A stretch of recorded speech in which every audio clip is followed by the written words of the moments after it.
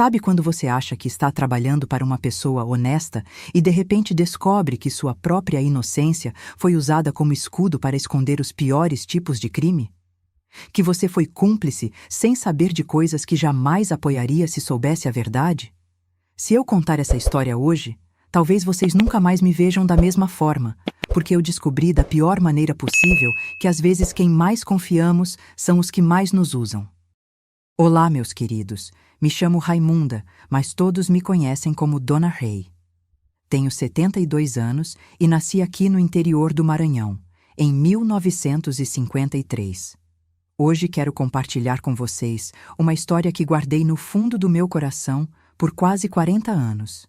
Uma história que me envergonha até hoje, não porque fiz algo errado, mas porque fui usada para fazer o mal sem saber. Antes de começar, queria perguntar onde vocês estão assistindo esse vídeo. Deixem nos comentários aí embaixo. Adoro saber que minha voz está chegando em tantos cantinhos diferentes do nosso Brasil. E se puderem, deixem aquele joinha e se inscrevam no canal. Isso ajuda muito esta velhinha aqui a continuar contando suas histórias. Prometo que o que vou contar hoje vai mexer com vocês tanto quanto mexeu comigo. Esta história aconteceu no ano de 1985, quando eu tinha apenas 32 anos e ainda acreditava que o mundo era dividido entre pessoas boas e pessoas más, sem as nuances que aprendi a enxergar depois de tanto sofrimento. Naquela época, eu morava numa cidade chamada Santa Isabel do Mearim, uma cidadezinha pequena no interior do Maranhão, onde todo mundo conhecia todo mundo e os segredos pareciam impossíveis de guardar. Como eu estava errada sobre isso. Santa Isabel do Mearim, nos anos 80, era uma cidade que parecia parada no tempo, onde o progresso chegava devagar como uma carroça velha subindo ladeira. As ruas eram todas de barro batido, exceto a rua principal, que tinha algumas pedras portuguesas que o prefeito havia conseguido não sei de onde. Na época das chuvas, que vinham fortes entre janeiro e maio, a lama tomava conta de tudo, e a gente tinha que usar galochas até para ir na missa de domingo. Eu morava numa casinha simples de taipa, com chão batido e telhado de palha, bem no final da Rua das Flores, que de flores não tinha nada. Só tinha esse nome porque a falecida Dona Benedita, que era meio poeta, achava bonito dar nomes de plantas para as ruas. A casa era pequena, mas era minha, deixada pelo meu pai quando ele faleceu 3 anos antes. Tinha 2 quartos minúsculos, uma salinha que servia também de cozinha e um quintal nos fundos onde eu criava algumas galinhas e plantava mandioca, feijão de corda e uns pés de quiabo. Naqueles tempos, trabalho para mulher solteira como eu era coisa rara. Eu tinha me separado do meu marido 2 anos antes porque ele bebia demais e quando bebia ficava violento. Não aguentei mais apanhar e decidi que era melhor passar necessidade sozinha do que ter fartura com pancada. Mas trabalho mesmo, só se fosse de doméstica, lavadeira ou costureira. E eu não sabia costurar direito. Vivia fazendo bico de faxina nas casas das famílias mais abastadas da cidade, lavando roupa para fora e vendendo os ovos das minhas galinhas na feira aos sábados. A casa onde eu morava ficava numa parte mais afastada da cidade, quase na divisa com a zona rural. Dali eu ouvia o cantar dos galos de madrugada, o mugido das vacas quando ia amanhecendo e o barulho dos carros de boi passando na estrada de terra que levava para Bacabal. O cheiro era sempre de mato verde, misturado com fumaça dos fogões a lenha que todo mundo usava para cozinhar. Era um cheiro bom, que me dava saudade da infância na roça com minha mãe. A cidade tinha uma população de umas 5.000 pessoas, contando com a zona rural. Tinha uma igreja católica que ficava na Praça Central, uma escola primária, um posto de saúde que mais parecia um milagre quando funcionava, e umas 3 vendinhas que vendiam de tudo um pouco. O prefeito era o Coronel Sebastião Mendes, um homem baixinho e barrigudo que usava sempre um paletó preto mesmo no calor de 40 graus que fazia por lá. Ele era dono de quase metade das terras da região, e todo mundo sabia que o que ele decidisse era lei. As mulheres da minha idade, se não eram casadas, eram mal vistas pela sociedade. Mulher separada, então, nem se fala. Era como se carregasse uma marca na testa. Na igreja, as outras mulheres cochichavam quando eu passava. Na feira, alguns homens faziam comentários maldosos pensando que eu não escutava. Era duro demais viver assim, sempre sentindo que estava sendo julgada por ter tido coragem de sair de um casamento que me fazia mal. Foi nesse contexto de necessidade e preconceito que apareceu na minha vida o Sr. Joaquim Ferreira da Silva. Ele era um homem de uns 50 anos, alto, sempre bem vestido mesmo no interior, com cabelos grisalhos penteados com brilhantina e bigode bem aparado. Usava sempre camisa social branca, calça social preta e sapatos engraxados que brilhavam mesmo na poeira da nossa cidade. Tinha um jeito de falar educado, pausado, e sempre tratava todo mundo com respeito, principalmente as mulheres. Seu Joaquim tinha chegado em Santa Isabel do Mearim há uns 2 anos, vindo da capital, São Luís. Dizia que estava investindo no interior porque via potencial na região. Comprou uma casa grande na rua principal, uma das poucas que tinha piso de cerâmica e energia elétrica o dia todo. A casa era pintada de azul claro, com detalhes brancos. Tinha um jardim na frente com rosas vermelhas e um portão de ferro trabalhado que dava um ar de elegância, que contrastava com o resto da cidade. Todo mundo na cidade respeitava seu Joaquim. Ele ajudava quem precisava, emprestava dinheiro sem juros altos como os outros faziam, e sempre que podia, dava trabalho para as pessoas da região. Contratava homens para fazer serviços na casa dele, mandava reformar a igreja, ajudava a escola com material escolar. As pessoas diziam que ele era um anjo que Deus havia mandado para nossa cidade esquecida. Eu conhecia seu Joaquim de vista, como todo mundo conhecia todo mundo naquela cidadezinha. Ele sempre me cumprimentava educadamente quando me via na rua, tirava o chapéu como um cavalheiro da cidade grande.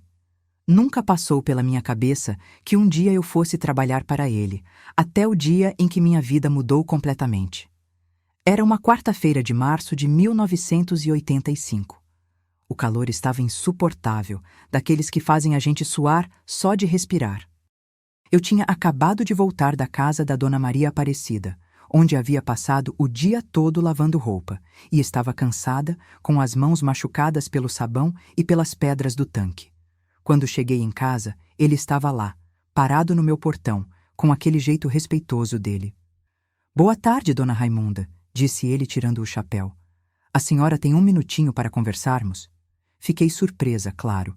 Um homem importante como seu Joaquim ali na minha casa humilde. Convidei ele para entrar, ofereci um café, mas ele preferiu ficar ali mesmo na porta, disse que não queria incomodar.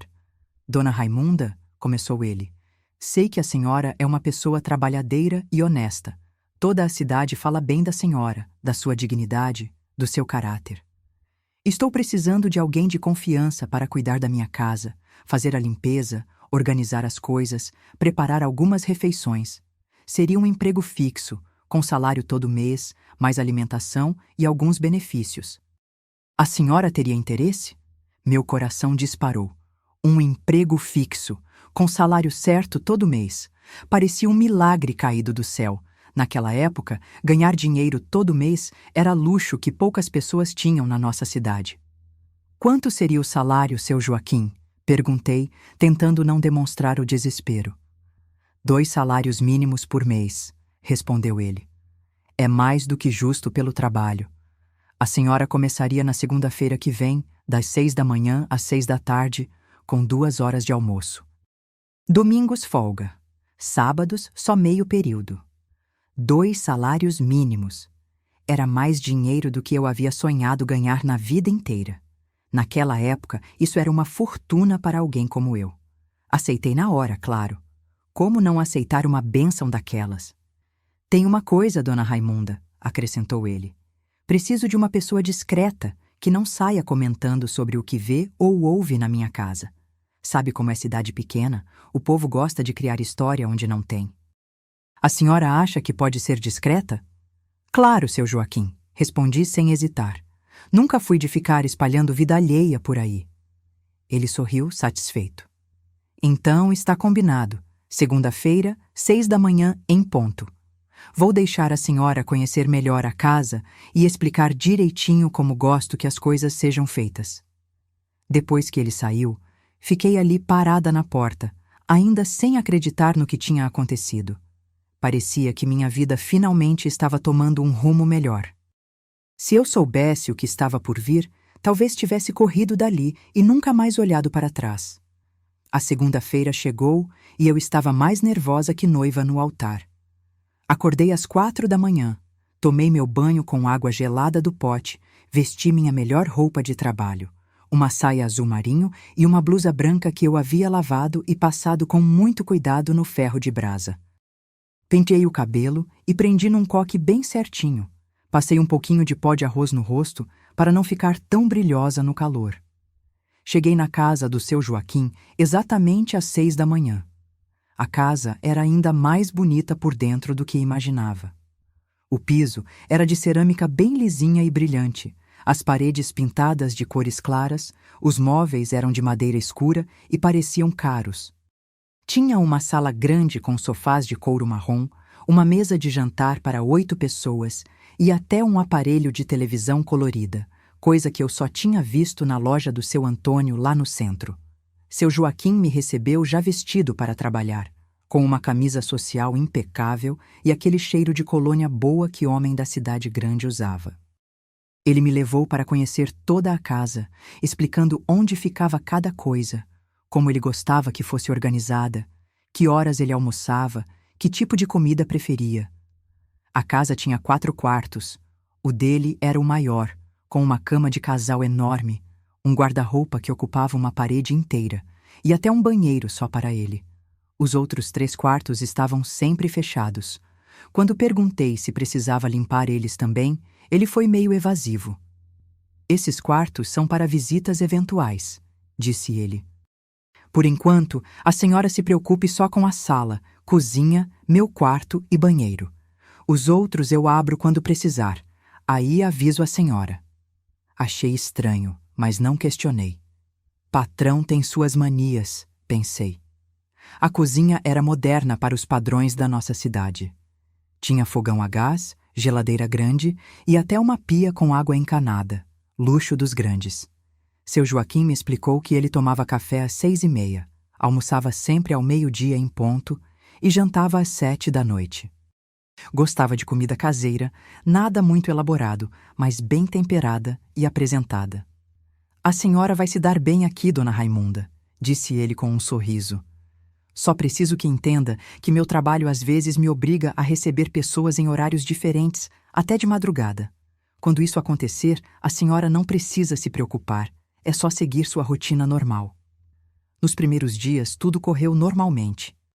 Eu chegava às 6, preparava o café do seu Joaquim, organizava a casa, fazia o almoço, limpava tudo, preparava o jantar e ia embora às 6 da tarde. O trabalho não era pesado e o salário estava sendo pago certinho, como prometido. Eu estava feliz, sentindo que finalmente tinha encontrado estabilidade na vida. Mas começaram a acontecer coisas estranhas que me deixavam com uma pulga atrás da orelha. A primeira coisa que me chamou a atenção foi o movimento de carros na casa durante a noite. Como eu morava relativamente perto, às vezes escutava o barulho de carros chegando e saindo na madrugada. Carros bons, pelo som do motor. Achei estranho porque seu Joaquim havia dito que era um empresário, mas que tipo de negócio funcionava de madrugada numa cidade pequena como a nossa? Uma manhã, quando cheguei para trabalhar, encontrei copos sujos na sala, cinzeiros cheios de bitucas de cigarro e um cheiro esquisito no ar. Não conseguia identificar o que era, mas era um cheiro doce e enjoativo misturado com perfume forte. Perfume de mulher, mas diferente do que as mulheres da cidade usavam. Era mais doce, mais intenso. Seu Joaquim recebeu visitas ontem à noite? Perguntei quando ele desceu para tomar café. Alguns colegas de negócio, respondeu ele sem me olhar nos olhos. Sabe como é? Às vezes temos que discutir alguns assuntos importantes. Desculpe pela bagunça. Outra coisa que me intrigava eram as ligações telefônicas. Seu Joaquim tinha um telefone fixo na casa, coisa raríssima na nossa cidade. Só o prefeito, o padre e mais uns 2 ou 3 comerciantes importantes tinham telefone. Eu não escutava as conversas, claro, mas percebia o tom da voz dele quando atendia.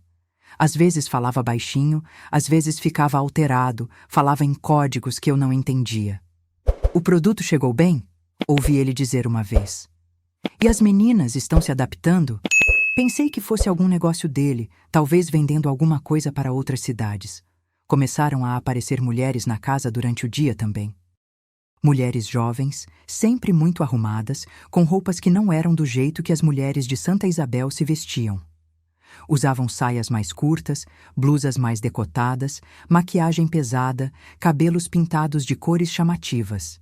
Falavam baixo com seu Joaquim, às vezes choravam, às vezes discutiam. A primeira vez que vi uma dessas mulheres, fiquei chocada. Era uma menina que não devia ter mais que 18 anos, cabelo loiro oxigenado, saia justa vermelha, salto alto. Ela estava chorando na sala, e seu Joaquim falava com ela num tom que eu nunca tinha ouvido ele usar, firme, quase ameaçador. "Você sabia das condições quando aceitou vir para cá", dizia ele. "Agora não venha com choradeira. Tem uma dívida para pagar e vai pagar trabalhando. Não tem outra opção." A menina soluçava. "Mas eu não sabia que ia ser assim, seu Joaquim. O senhor disse que era só para ser companhia, fazer uns trabalhos de casa." "E é isso mesmo que você vai fazer", cortou ele. "Só que tem mais responsabilidades do que imaginou. Pare de chorar e vá se arrumar. Hoje à noite tem movimento." Quando ele viu que eu tinha escutado, ficou visivelmente desconfortável. "Dona Raimunda, essa é minha sobrinha de São Luís. Está passando por uns problemas familiares, veio ficar uns dias aqui. Você sabe como são os jovens de hoje, sempre dramatizando tudo." Menti que acreditei, mas uma coisa me incomodou profundamente. Aquela menina não tinha nada de parenta dele. O jeito de falar era diferente. O sotaque não era maranhense. E os olhos dela? Jesus, os olhos daquela criatura eram de quem estava desesperada de verdade, não de quem estava só fazendo birra. As coisas foram escalando devagar, como água subindo pouco a pouco durante uma enchente. Começaram a aparecer mais mulheres, sempre jovens, sempre com aquele visual chamativo, sempre com expressão de quem estava perdida ou com medo. Seu Joaquim as apresentava como primas, sobrinhas, afilhadas, filhas de amigos que estavam de passagem. Mas uma pessoa não tem tantas parentes passando dificuldade assim, não é mesmo? Uma coisa que me chamava muita atenção era como essas mulheres pareciam ter medo do seu Joaquim. Quando ele falava, elas abaixavam a cabeça. Quando ele chegava perto, elas se encolhiam. E os olhares... Meu Deus, os olhares delas eram de animais acuados. Uma manhã encontrei uma delas dormindo no sofá da sala. Era uma menina morena, bem novinha, devia ter uns 16 anos. Estava dormindo ainda vestida, com uma roupa toda amassada, e tinha marcas no braço que pareciam roxos. Quando acordou e me viu, levou um susto danado. "Quem é a senhora?" perguntou assustada. "Sou a empregada, minha filha. E você quem é?" Ela hesitou antes de responder. Sou prima do seu Joaquim. Cheguei ontem de viagem." Mas o jeito que falou não me convenceu. A voz dela tremia, e ela não conseguia me olhar nos olhos. Ofereci café para ela, e quando trouxe a xícara, ela agarrou minha mão e disse bem baixinho: "A senhora parece boa pessoa. Por favor, se a senhora souber de alguma forma da gente voltar para casa..." Antes que pudesse continuar, seu Joaquim apareceu na sala. O rosto da menina mudou completamente. Ficou pálida de medo. "Já acordou, Rosângela?" disse ele com um sorriso que não chegava aos olhos. "Vem cá, vamos conversar sobre os detalhes do seu... trabalho." Ele fez um sinal para mim. "Dona Raimunda, pode ir cuidar da cozinha? Preciso resolver uns assuntos particulares com minha prima aqui." Saí da sala, mas confesso que fiquei prestando atenção na conversa. Escutei ele falando sobre dívidas, sobre trabalho que tinha que ser feito, sobre não ter opção. A menina chorava baixinho. "Meus queridos que estão me acompanhando até aqui, vocês já percebem onde essa história vai chegar? Às vezes os sinais estão todos lá, mas a gente não quer enxergar, não é mesmo? Se esse vídeo está tocando vocês, deixem seu like para me incentivar a continuar compartilhando essas memórias dolorosas." Foi nessa época que comecei a perceber que os quartos fechados da casa não ficavam vazios o tempo todo. Às vezes, escutava ruídos vindos de lá, vozes abafadas, passos. Uma vez, quando seu Joaquim saiu para resolver negócios na cidade, ouvi música vinda de um dos quartos. Uma música triste, daquelas que tocavam na rádio, mas estava baixinha, como se alguém não quisesse ser ouvida. Bati na porta devagar. Tem alguém aí? A música parou na hora. Silêncio total. Sou a Dona Ray, a empregada. Precisa de alguma coisa? Uma voz feminina, bem baixinha, respondeu. Não, obrigada, está tudo bem. Mas não estava tudo bem. Eu percebia isso. A voz era de quem estava chorando. Quando seu Joaquim voltou, perguntei se tinha alguém nos quartos dos fundos. Uma das minhas sobrinhas está se recuperando de uma doença, explicou ele. Precisa de repouso absoluto. Por favor, não incomode ela. Se precisar de alguma coisa, ela me procura. As explicações dele estavam ficando cada vez mais esquisitas, e eu estava começando a suspeitar que havia algo muito errado acontecendo naquela casa. A gota d'água foi numa quinta-feira de abril. Cheguei para trabalhar e encontrei a casa toda revirada. Copos quebrados no chão, uma cadeira virada, manchas estranhas no tapete da sala. E tinha sangue. Pouquinho, mas tinha sangue no chão perto do sofá. Seu Joaquim estava no telefone, falando alterado com alguém. Eu não quero saber de desculpas, dizia ele. Quando eu falo que é para obedecer, é para obedecer. Na próxima vez que uma delas aprontar uma dessas, vocês sabem o que fazer. Quando me viu, desligou rapidamente.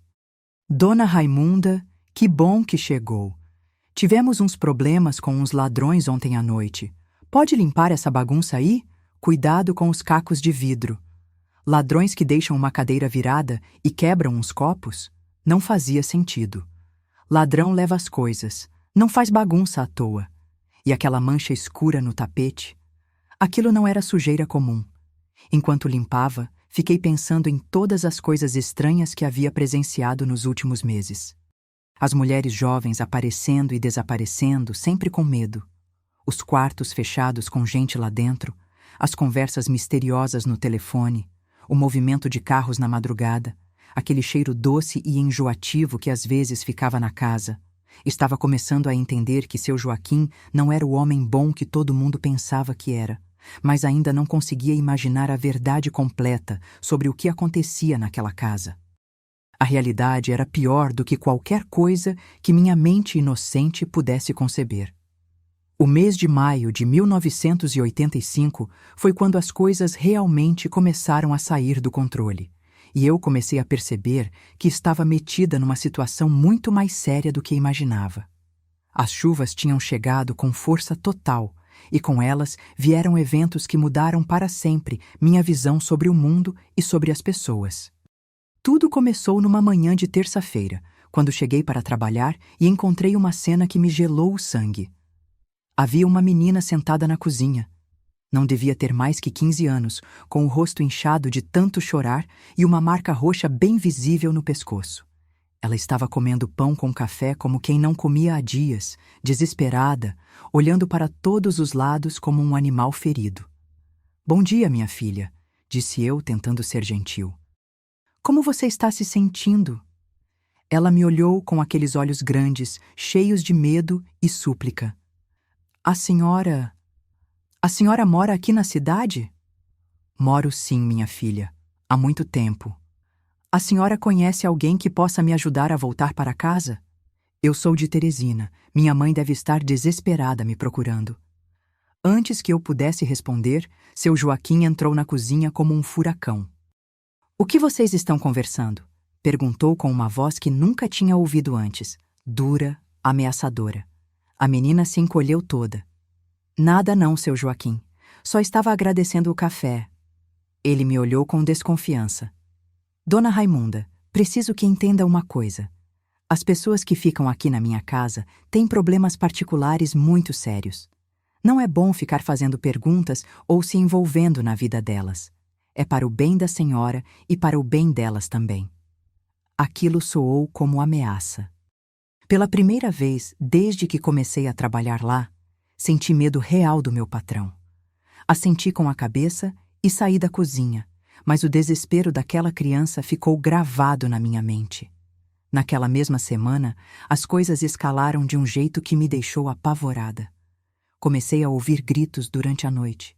Gritos que vinham da direção da casa do seu Joaquim. Eram gritos de mulher, de dor, de desespero. Mas no dia seguinte, quando chegava para trabalhar, tudo parecia normal, como se nada tivesse acontecido. Uma vez perguntei para ele sobre os barulhos. Barulhos? Que barulhos, dona Raimunda? Escutei uns gritos ontem de noite. Pensei que alguém tivesse passando mal. Ele me olhou fixamente por uns segundos que pareceram uma eternidade. A senhora deve ter sonhado ou confundido com algum animal. Sabe como são essas noites de chuva, fazem barulhos estranhos. Ou pode ter sido da casa dos vizinhos. Mas eu sabia que não tinha sido sonho, e sabia que não tinha sido animal. Aqueles eram gritos humanos, de sofrimento real. Foi nessa época que comecei a reparar melhor nos homens que visitavam a casa do seu Joaquim. Durante o dia, apareciam alguns, sempre bem vestidos, dirigindo carros bons. Falavam baixo com ele, às vezes entregavam envelopes, às vezes recebiam papéis. Mas à noite, o movimento era diferente. À noite, apareciam homens de todos os tipos. Alguns eram conhecidos da cidade, comerciantes, fazendeiros, até alguns funcionários da prefeitura que eu reconhecia. Outros eram estranhos, vinham de fora, dirigindo carros com placas de outras cidades. Todos chegavam discretos, sempre depois das 9 da noite, e ficavam poucas horas. Uma noite, quando estava voltando da casa da minha comadre Francisca, que morava perto da praça, vi o carro do próprio coronel Sebastião Mendes, o prefeito, estacionado na frente da casa do seu Joaquim. Fiquei chocada. O que um homem respeitável como o prefeito estaria fazendo lá àquela hora da noite? No dia seguinte, quando cheguei para trabalhar, encontrei duas das meninas que eu já havia visto antes sentadas na sala, chorando baixinho. Uma delas tinha um hematoma no olho, a outra estava com o lábio cortado. Estavam abraçadas, consolando uma a outra. "Meu Deus, o que aconteceu com vocês?" perguntei, sem conseguir me conter. Elas me olharam assustadas. "Não foi nada não, dona", disse uma delas. A gente caiu." "Caíram as duas?" Antes que pudessem responder, seu Joaquim apareceu. "Dona Raimunda, preciso falar com a senhora lá fora." Saímos para o quintal dos fundos. O rosto dele estava sério como nunca tinha visto. "Dona Raimunda, a senhora é uma mulher inteligente, trabalhadora, e eu tenho muito respeito pela senhora. Mas preciso deixar uma coisa muito clara. O que acontece dentro da minha casa não é da conta de ninguém de fora. Essas meninas têm problemas com drogas, com bebida, com homens violentos. Eu estou ajudando elas a se recuperar, dando um teto, comida, uma chance de recomeçar a vida. Mas o processo é difícil. Às vezes elas se machucam, às vezes brigam entre elas. Não é nada que a senhora precise se preocupar." Ele fez uma pausa e me olhou nos olhos. "A senhora quer continuar trabalhando aqui? Porque se quiser, vai ter que entender que existem coisas que não são da sua conta. Se não conseguir aceitar isso, talvez seja melhor procurar outro emprego." Senti o coração disparar. Precisava daquele trabalho, daquele salário. Sem ele, eu voltaria para a miséria, para os bicos incertos, para a fome no final do mês. Não tinha escolha. "Não, seu Joaquim, eu entendo. Cada um com seus problemas, não é mesmo? Pode deixar que vou cuidar só do que me compete." Ele sorriu, mas era um sorriso frio. Ótimo. Sabia que podia contar com sua sensatez. Mas por dentro, eu estava em pânico. Cada dia que passava, as evidências ficavam mais claras de que algo terrível estava acontecendo naquela casa. As meninas que apareciam sempre jovens, sempre com medo, sempre machucadas. Os homens que visitavam a casa durante a noite. O dinheiro que seu Joaquim manuseava, sempre em espécie, sempre em quantias grandes. Os quartos trancados onde às vezes se ouvia choro. Uma semana depois desse episódio, aconteceu algo que quase me fez desistir de tudo. Era uma sexta-feira chuvosa e eu estava limpando o banheiro quando ouvi uma batida desesperada na porta dos fundos da casa. Batidas fracas, como se quem estivesse batendo não tivesse força. Fui ver quem era e encontrei uma das meninas que eu conhecia de vista, uma morena baixinha que devia ter uns 17 anos. Ela estava ensopada de chuva, descalça, com a roupa rasgada e sangrando de vários lugares. O rosto estava inchado, tinha sangue saindo do nariz e ela mal conseguia ficar em pé. "Me ajuda, por favor", sussurrou ela. "Me ajuda a sair daqui." Fiquei desesperada. Trouxe ela para dentro, dei uma toalha para se enxugar, um copo d'água. Ela bebia como quem não bebia há horas, trêmula, olhando para a porta como se esperasse alguém aparecer a qualquer momento. "O que aconteceu com você, minha filha?" Ele disse que se eu não fizesse o que os homens queriam, ia ser pior para mim. Eu tentei fugir, mas me pegaram na estrada. Me bateram, me trouxeram de volta. Disse que da próxima vez ia ser a morte. Meu sangue gelou. "Que homens? Que é que você tinha que fazer?" Ela me olhou com aqueles olhos desesperados. "A senhora não sabe? A senhora trabalha aqui e não sabe?" Antes que pudesse responder, ouvimos o barulho do carro do seu Joaquim chegando. A menina entrou em pânico total. "Ele voltou! Ele voltou! Me esconde, por favor! Me esconde!" Não deu tempo. Seu Joaquim entrou pela porta da frente e veio direto para a cozinha. Quando viu a menina ali, o rosto dele se transformou numa máscara de raiva que me deu medo.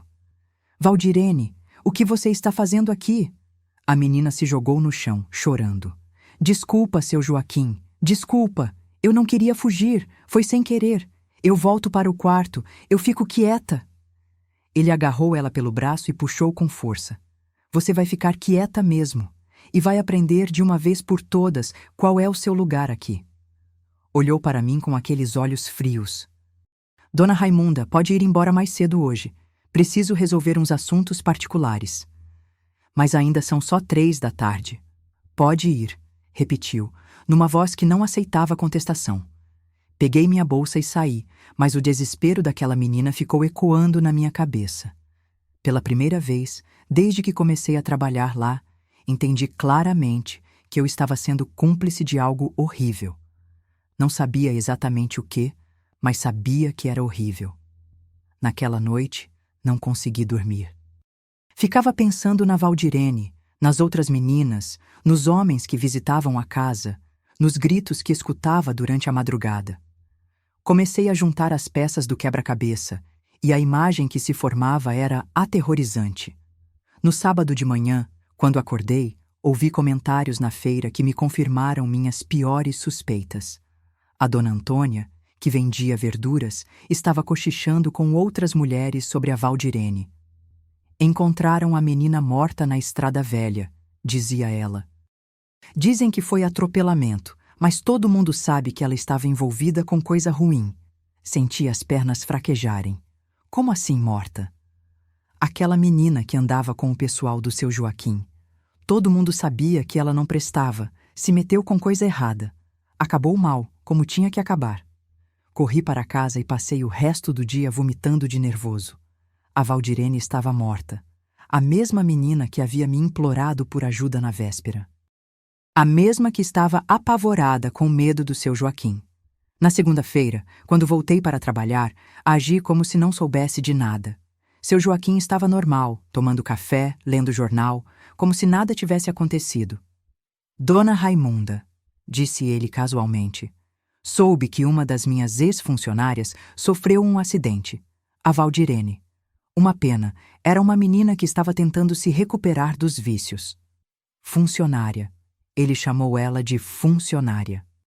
"Que tipo de trabalho ela fazia para o senhor?" Perguntei, tentando manter a voz firme. "Serviços gerais, limpeza, organização." Mas infelizmente ela voltou para as drogas, saiu daqui na sexta e se meteu com gente perigosa. O que aconteceu com ela é resultado da vida que escolheu levar. Mentira. Tudo mentira.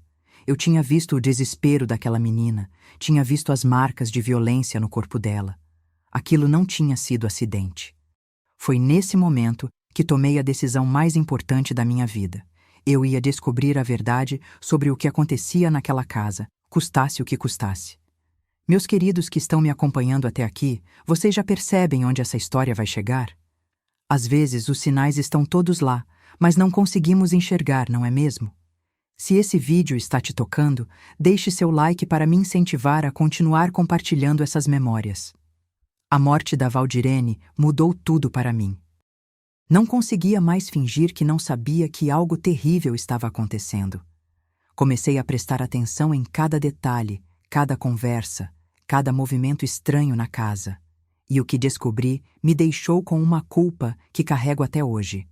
Tudo ficou claro numa noite de junho, quando seu Joaquim pensou que eu já tinha ido embora, mas eu havia voltado porque esqueci minha sombrinha. Era uma noite de muito movimento na casa.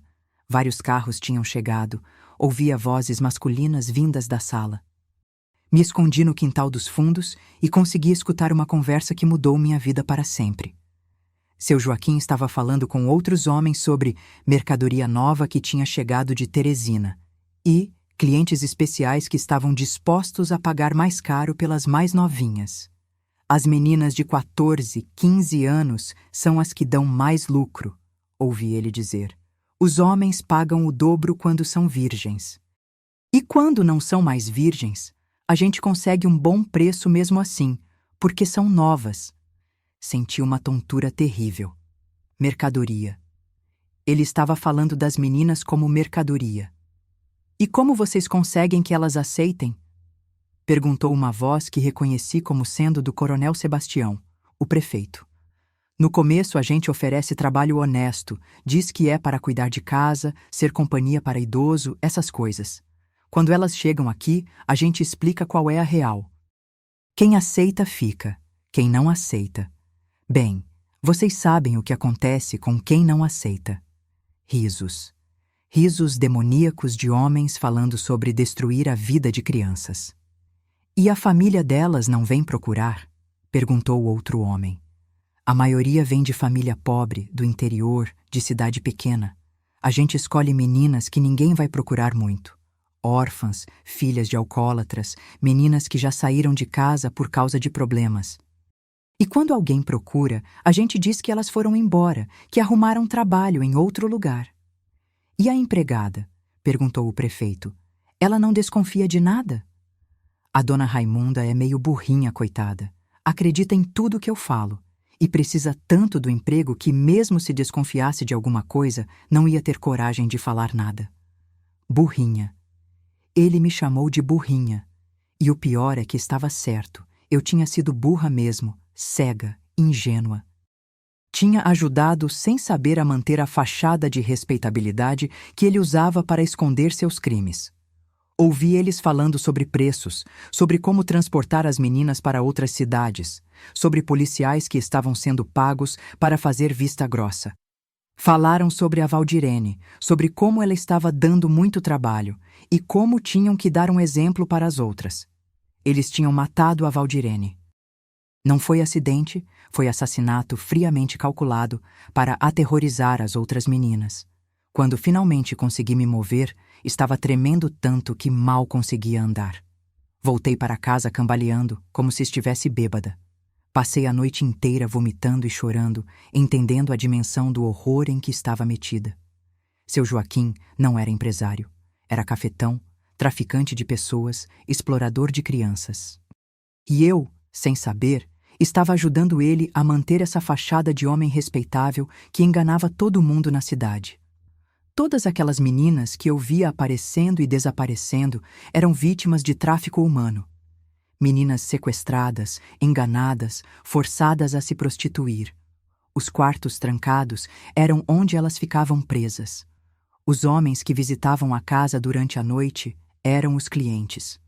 O dinheiro que seu Joaquim manuseava era lucro da exploração sexual de crianças.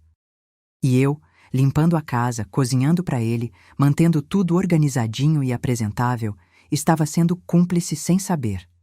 Na manhã seguinte, quando cheguei para trabalhar, tudo parecia normal. Seu Joaquim tomando seu café, lendo jornal, me cumprimentando educadamente. Mas agora eu via ele com outros olhos. Via um monstro disfarçado de homem respeitável. Bom dia, dona Raimunda. Como passou a noite? Bem, seu Joaquim. Menti. Que bom. Hoje vamos ter algumas visitas especiais. Chegaram 2 meninas novas ontem de madrugada, vindas do Piauí. São meio rebeldes ainda, não se acostumaram com a rotina da casa. Se a senhora escutar algum barulho estranho, não se preocupe, é só elas se adaptando. Adaptando. Que palavra horrível para descrever o processo de quebrar a resistência de crianças sequestradas. Entendi, seu Joaquim. E dona Raimunda, hoje à tarde preciso que a senhora saia mais cedo. Vamos ter uma reunião de negócios importante. Digamos às 3 da tarde? Durante toda a manhã, enquanto fazia meu trabalho, ouvi choros vindos dos quartos dos fundos. Choros abafados, desesperados. Eram as meninas novas que tinham chegado. Crianças que estavam descobrindo o inferno em que tinham se metido. À 1 da tarde, não aguentei mais. Quando seu Joaquim saiu para almoçar fora, corri até os quartos dos fundos. A porta de um deles estava entreaberta. Espiando por dentro, vi 2 meninas, que não deviam ter mais que 15 anos, abraçadas numa cama pequena, chorando baixinho. Psiu, chamei baixinho. Psiu, meninas. Elas me olharam assustadas. Quem é a senhora? Perguntou uma delas. Sou a empregada. Vocês estão bem? Estão machucadas? A senhora pode nos ajudar a fugir daqui? Perguntou a outra, desesperada. Por favor, a gente quer voltar para casa. A gente não sabia que ia ser isso. Antes que pudesse responder, ouvi o barulho do carro do seu Joaquim voltando. Corri de volta para a cozinha, o coração disparado. Quando ele entrou, olhou para mim com desconfiança. A senhora estava fazendo o que nos fundos da casa? Estava estendendo uns panos no varal dos fundos. Ele foi até a janela e olhou. Não tinha nenhum pano estendido. Dona Raimunda, disse ele se aproximando de mim. Acho que preciso deixar algumas coisas mais claras para a senhora. Senti o perigo. Ele desconfiava que eu sabia de alguma coisa. As pessoas que ficam hospedadas aqui na minha casa são pessoas com problemas muito sérios, problemas que envolvem gente perigosa, gente que não hesita em machucar quem se mete onde não é chamado. A senhora entende o que estou dizendo? Era uma ameaça clara. Ele estava me ameaçando. Entendo, seu Joaquim. Que bom, porque eu gosto muito da senhora, dona Raimunda. A senhora é uma funcionária exemplar, discreta, trabalhadora. Seria uma pena se alguma coisa ruim acontecesse com a senhora por causa de curiosidade excessiva. Naquele momento soube que minha vida estava em perigo. Se ele descobrisse que eu sabia a verdade sobre o negócio dele, eu acabaria como a Valdirene. É difícil até hoje reviver esses momentos. Às vezes me pergunto como consegui suportar tanto. Vocês que estão me acompanhando até aqui, o que acham que eu deveria ter feito? Me conta lá nos comentários. Depois daquela conversa com seu Joaquim, entendi que estava numa situação de vida ou morte. Não podia mais fingir que não sabia de nada, mas também não podia demonstrar que sabia. Era uma corda bamba terrível. Passei aquela noite acordada, pensando no que fazer. Ir para a polícia era impossível. Eu tinha ouvido o prefeito conversando com seu Joaquim, tinha ouvido eles falando sobre policiais que recebiam dinheiro para fazer vista grossa. Se eu denunciasse, quem garantia que a informação não ia chegar no seu Joaquim antes mesmo de alguém investigar? Mas também não podia simplesmente sair do emprego e fingir que nada tinha acontecido. Aquelas meninas estavam sofrendo, sendo torturadas, sendo exploradas. E eu era talvez a única pessoa que podia fazer alguma coisa para ajudar elas. Na terça-feira seguinte, tomei uma decisão. Ia tentar tirar pelo menos algumas daquelas meninas de lá, mesmo que isso custasse minha própria vida. Comecei a observar melhor a rotina da casa. Seu Joaquim saía todas as quartas-feiras à tarde para ir em Bacabal resolver negócios, e só voltava no final da noite. Ficava fora umas 6, 7 horas. Seria minha única chance. Durante os dias seguintes, tentei estabelecer contato com as meninas sempre que possível. Descobri que eram 6 ao todo, idades entre 14 e 19 anos. Todas tinham sido trazidas de outras cidades com promessas de emprego. Todas estavam sendo forçadas a se prostituir.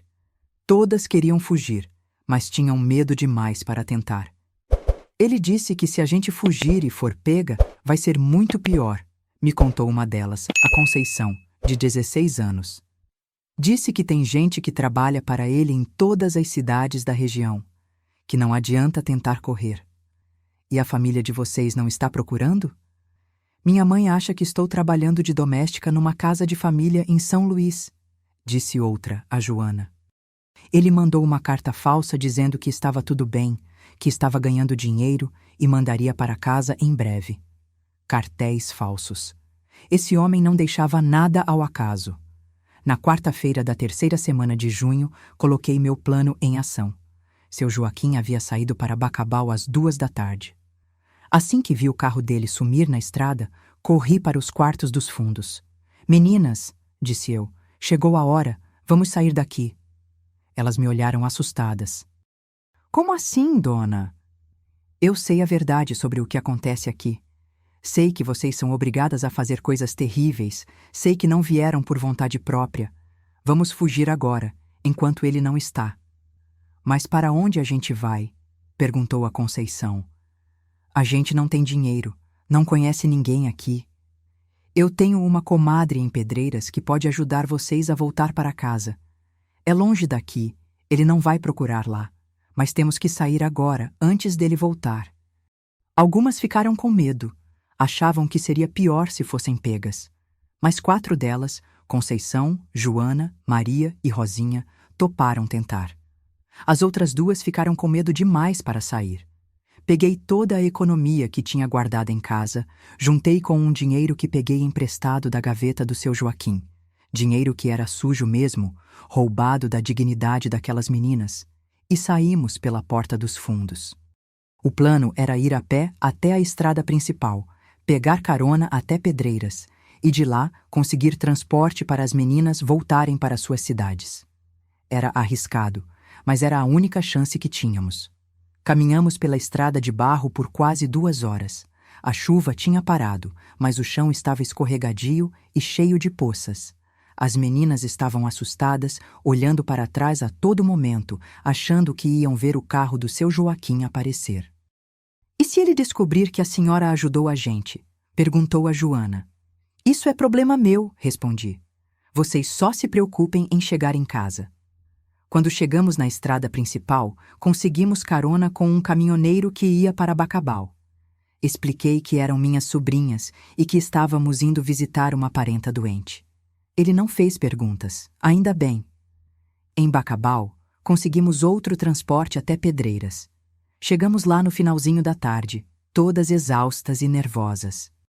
Minha comadre Lourdes ficou chocada quando expliquei a situação, mas me ajudou sem hesitar. Essas meninas ficam aqui até conseguirmos jeito delas voltarem para casa, disse ela. E você, Ray? Vai voltar para Santa Isabel? Era uma boa pergunta. Se eu voltasse, seu Joaquim ia saber que fui eu que ajudei as meninas a fugir.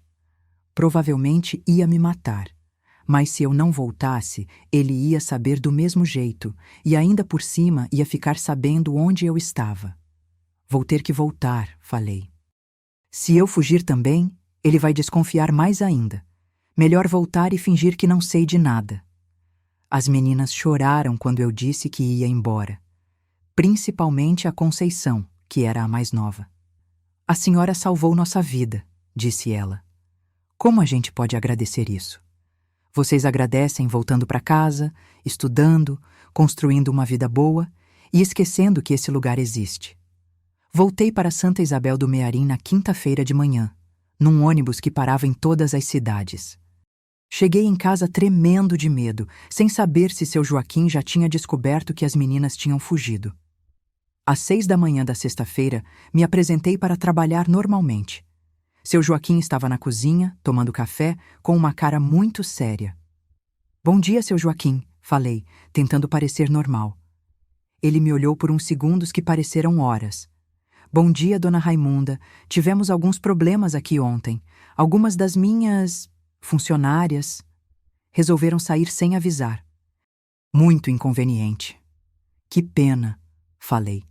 Elas não disseram para onde iam? Não, simplesmente desapareceram. Muito estranho, porque elas sabiam dos riscos de andar sozinhas por aí. Espero que não tenham encontrado gente perigosa no caminho.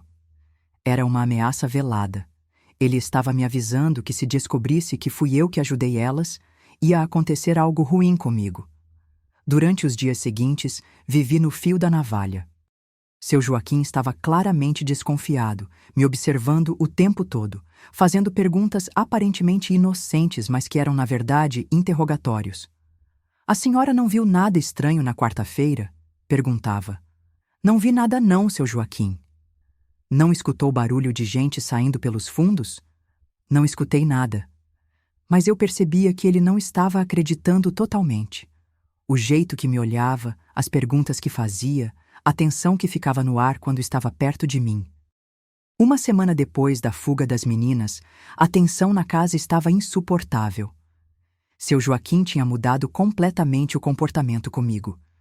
Não era mais o patrão educado e cordial. Era frio, desconfiado, às vezes até grosseiro. Dona Raimunda, disse ele numa segunda-feira de manhã, preciso fazer algumas mudanças na organização da casa. A partir de agora, a senhora só vai trabalhar na sala e na cozinha. Os quartos dos fundos estão proibidos para a senhora. Está bem, seu Joaquim. E outra coisa, não quero mais a senhora conversando com nenhuma das pessoas que ficam hospedadas aqui. Se alguém tentar falar com a senhora me avisa imediatamente. Tinham chegado meninas novas. Eu não via elas, mas escutava vozes, choros, movimentos nos quartos proibidos. O negócio dele continuava funcionando, mesmo com a fuga das outras. Foi numa quinta-feira que minha situação ficou realmente perigosa. Eu estava limpando a sala quando ouvi seu Joaquim falando no telefone com alguém. Sim, eu sei que foram 4 que fugiram, e eu sei que alguém ajudou elas. Ninguém consegue sair daqui sozinho sem conhecer a região. Não, ainda não tenho certeza de quem foi, mas estou investigando. Sim, quando descobrir, vocês sabem o que fazer. Senti o sangue gelar. Ele estava planejando minha morte. Naquela noite, não consegui dormir nem um minuto. Ficava imaginando como ele ia fazer. Seria um acidente como o da Valdirene? Seria desaparecimento? Ou seria algo mais direto? Na sexta-feira de manhã, quando cheguei para trabalhar, encontrei uma cena que me disse que o tempo estava se esgotando. Havia 2 homens estranhos na sala, conversando com seu Joaquim. Homens com cara de bandido, vestidos como quem não tinha nada a perder. Dona Raimunda, disse seu Joaquim quando me viu. Estes são meus sócios do Rio de Janeiro. Vieram resolver uns negócios pendentes aqui na região. Os homens me olharam de um jeito que me deu arrepios. Um deles tinha uma cicatriz grande no rosto. O outro usava óculos escuros mesmo dentro de casa. Eram claramente pessoas violentas. É ela? Perguntou o da cicatriz. É ela, confirmou seu Joaquim. Pronto. Estava confirmado. Eles sabiam que fui eu que ajudei as meninas a fugir e estavam planejando me eliminar. Durante toda a manhã, senti os olhares daqueles homens me seguindo pela casa. Eles conversavam baixo com seu Joaquim, às vezes apontavam na minha direção, às vezes riam de um jeito cruel. No meio da tarde, seu Joaquim me chamou na sala. Dona Raimunda, estes meus sócios querem fazer umas perguntas para a senhora, sobre as funcionárias que saíram daqui na semana passada. A senhora pode ajudar eles com informações? Não sei de nada, seu Joaquim. Já disse que não vi nada estranho.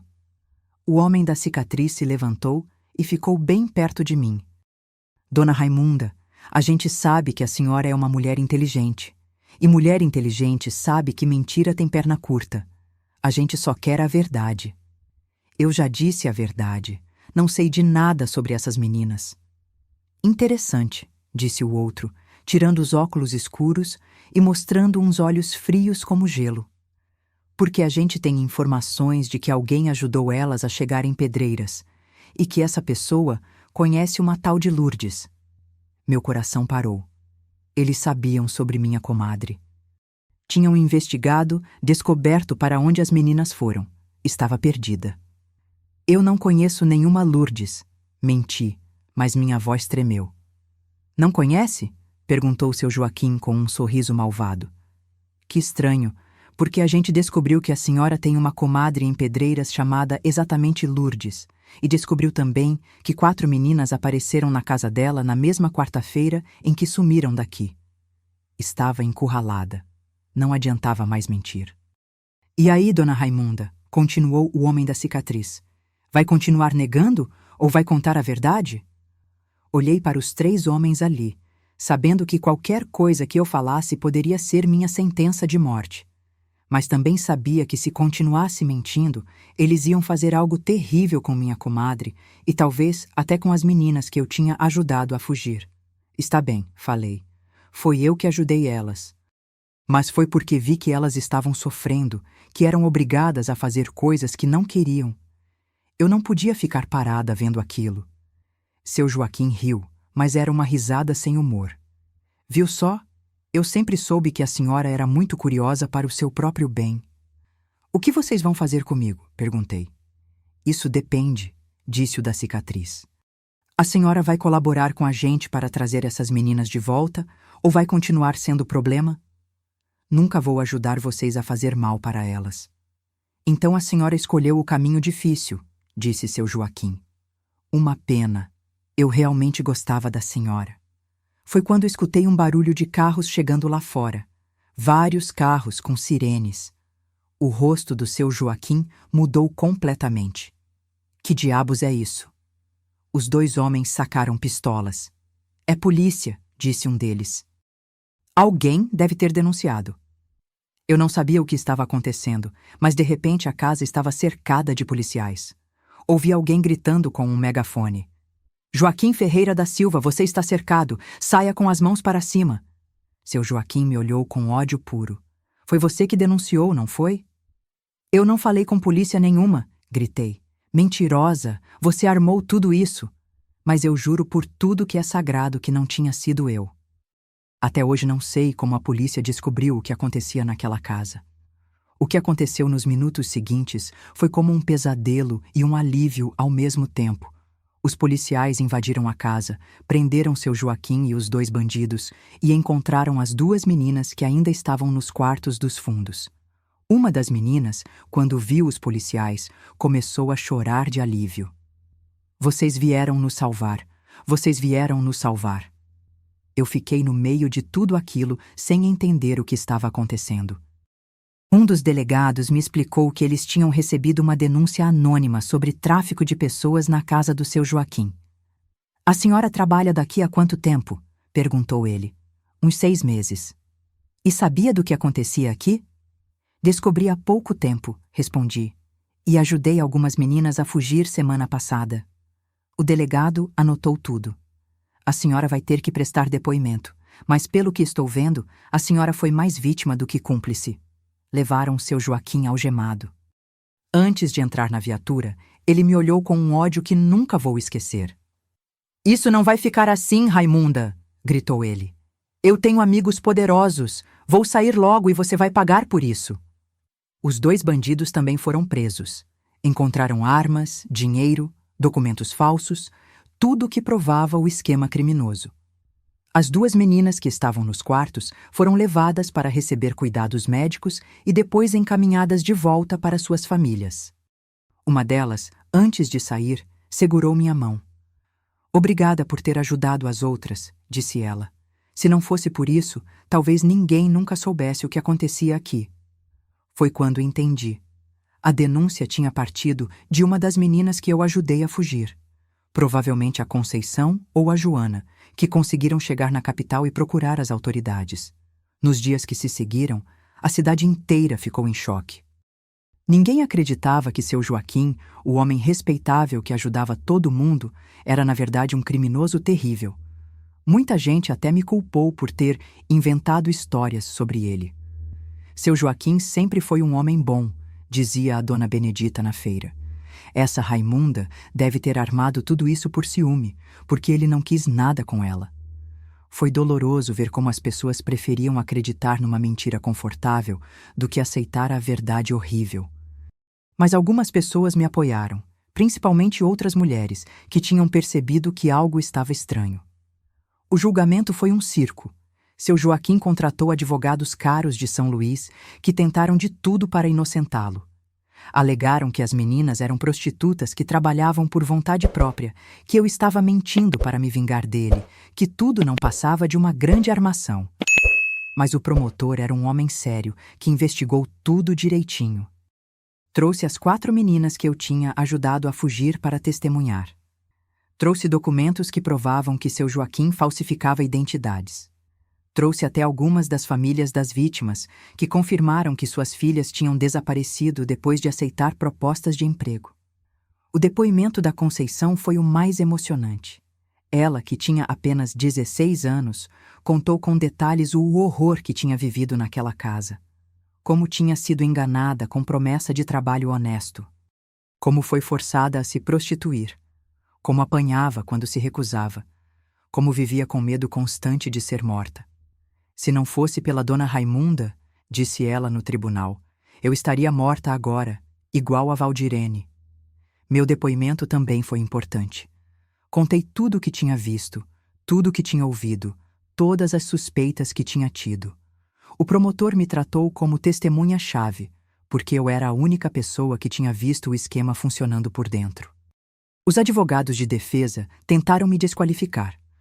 Disseram que eu era uma mulher amargurada, separada, sem estudos, que estava inventando histórias por vingança pessoal.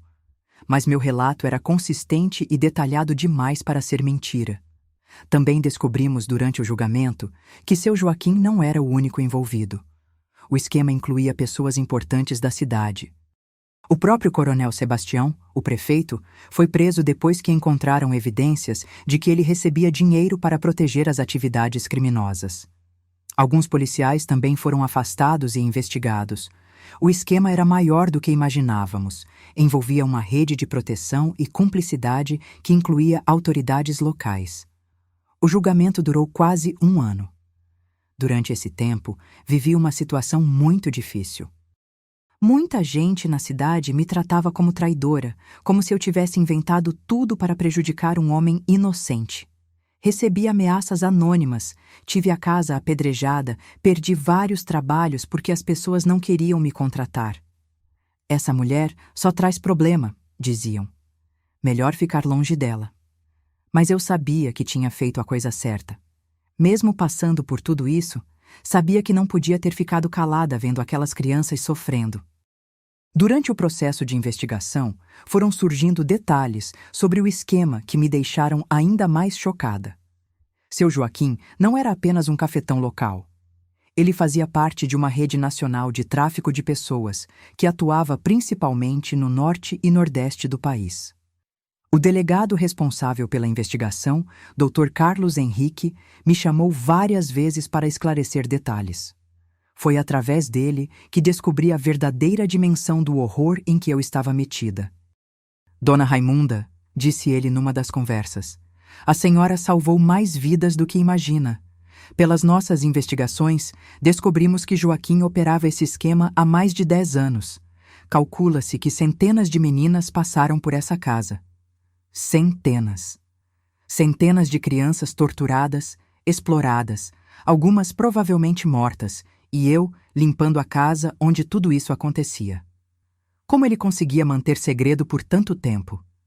Corrupção, medo e uma fachada muito bem construída.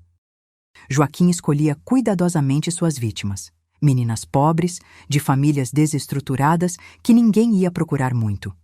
E quando alguém procurava, ele tinha contatos na polícia e na justiça que arquivavam os casos ou davam destinação errada às denúncias. Dr. Carlos me mostrou documentos apreendidos na casa. Eram listas com nomes, idades, origens das meninas. Algumas tinham anotações do tipo morta, fugiu, vendida para SP. Era um registro minucioso da destruição de vidas humanas. A Valdirene não foi a primeira a ser assassinada, explicou ele. Encontramos evidências de pelo menos 5 outros homicídios nos últimos 3 anos, meninas que tentaram fugir ou que deram muito trabalho. Senti vontade de vomitar. 5 meninas mortas, e eu trabalhando lá, limpando o sangue delas sem saber. E as famílias dessas meninas? A maioria nunca soube a verdade. Receberam cartas falsas dizendo que as filhas estavam bem, trabalhando em outros lugares. Joaquim era muito meticuloso nisso. Mantinha a ilusão para evitar que as famílias procurassem muito. Durante a investigação, também descobrimos que a casa de Santa Isabel do Mearim era apenas um dos pontos da rede. Seu Joaquim tinha contatos em várias cidades do Maranhão, Piauí e Pará. As meninas eram movimentadas constantemente entre esses pontos para evitar que criassem vínculos ou planejassem fugas coletivas. Quando as meninas ficavam muito conhecidas numa cidade ou quando estavam ficando velhas demais para o gosto dos clientes, elas eram transferidas ou eliminadas, explicou o delegado. O esquema financeiro também era sofisticado. Seu Joaquim não apenas explorava as meninas, como as mantinha endividadas através de um sistema cruel. Elas tinham que pagar pela própria comida, roupa, acomodação, medicamentos. Como ganhavam muito pouco e os preços eram superfaturados, a dívida só aumentava. Era uma forma de escravidão moderna, disse Dr. Carlos. As meninas trabalhavam sem receber praticamente nada, sempre devendo mais, sem perspectiva de quitar a dívida e conseguir liberdade. Uma das descobertas mais chocantes foi sobre os clientes. Não eram apenas homens comuns da região. A lista incluía empresários de São Luís, políticos de outros estados, fazendeiros ricos, profissionais liberais. Alguns vinham de muito longe especificamente para consumir as meninas mais novas. Havia toda uma rede de comunicação, explicou o investigador.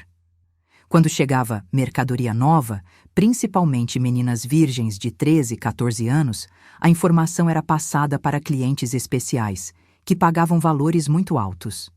O prefeito Coronel Sebastião não era apenas cliente. Ele facilitava o esquema de várias formas. Ignorava denúncias, influenciava investigações policiais e até ajudava a conseguir documentos falsos para as meninas. Em troca, recebia dinheiro e serviços gratuitos. Encontramos na casa dele fotos íntimas com várias das vítimas, disse Dr. Carlos. Algumas eram claramente menores de idade. Ele está sendo processado por estupro de vulnerável e formação de quadrilha. Mas o que mais me chocou foi descobrir como eu tinha sido usada. Seu Joaquim me contratou especificamente porque precisava de uma fachada de respeitabilidade. Uma empregada doméstica idônea, conhecida na cidade, dava credibilidade à versão de que ele era um empresário sério que recebia funcionárias e parentes em casa. Dona Raimunda era a peça fundamental do esquema, explicou o delegado. Sem saber, ela legitimava as atividades dele perante a comunidade. Quando alguém via movimento estranho na casa, pensava: deve ser normal, a dona Raimunda trabalha lá e ela não trabalharia para bandido. Ter descoberto isso me deixou com uma culpa terrível. Mesmo sem saber, mesmo sendo vítima também, eu tinha sido instrumento para que aqueles crimes continuassem acontecendo. Durante os meses de investigação, fui chamada para reconhecer fotos de outras vítimas. Era de partir o coração. Meninas sorridentes em fotos de documento que tinham ido procurar uma vida melhor e encontraram o inferno. "Esta aqui a senhora chegou a ver?" perguntava o delegado, mostrando a foto de uma menina loira. "Vi sim. Ela ficou na casa umas 2 semanas, depois sumiu." Seu Joaquim disse que tinha arrumado trabalho em outro lugar. Na verdade, ela foi vendida para uma rede de prostituição em Belém. Ainda estamos tentando localizá-la. Cada foto era uma punhalada. Cada história era uma evidência da minha ingenuidade e da monstruosidade dos crimes que aconteciam a poucos metros de onde eu trabalhava. Mas também fiquei sabendo do destino das meninas que consegui ajudar a fugir. As 4, Conceição, Joana, Maria e Rosinha, tinham voltado para suas famílias e estavam se recuperando do trauma. Conceição, a mais nova, tinha até voltado para a escola. Ela disse que quer estudar direito para ajudar outras meninas na mesma situação, contou o Dr. Carlos. Foi ela quem fez a denúncia que possibilitou a operação. Uma menina corajosa.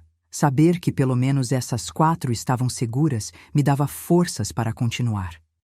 Mesmo que tivesse chegado tarde demais para muitas outras, pelo menos algumas tinham sido salvas.